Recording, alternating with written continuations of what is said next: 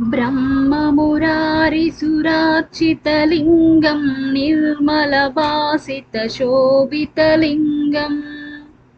जन्मजदुःखविनाशकलिङ्गं तत्प्रणमामि सदा शिवलिङ्गम्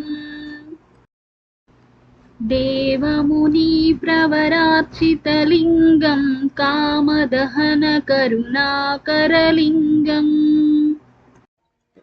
रावणदर्पविनाशनलिङ्गं तत्प्रणमामि सदा शिवलिङ्गम् सर्वसुगन्धसुलेपितलिङ्गं बुद्धिविवर्धनकारणलिङ्गम् सिद्धसुरासुरवन्दितलिङ्गं तत्प्रणमामि सदा शिवलिङ्गम् कनकमहामणिभूषितलिङ्गं फणिपरिवेष्टितशोभितलिङ्गम् दक्षसुयज्ञविनाशनलिङ्गं तत्प्रणमामि सदा शिवलिङ्गम् कुङ्कुमचन्दनलेपितलिङ्गं पङ्कजहारसुशोभितलिङ्गम्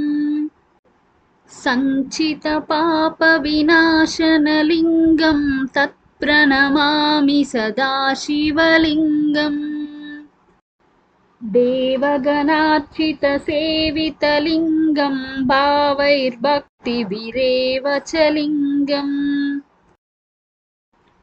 दिनकरकोटिप्रभाकरलिङ्गं तत्प्रणमामि सदा शिवलिङ्गम्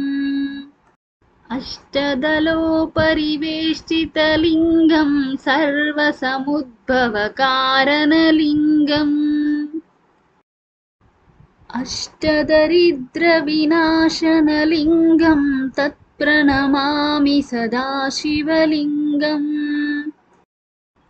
सुरगुरुसुरवरपूजितलिङ्गं सुरवनपुष्पसदार्चितलिङ्गम्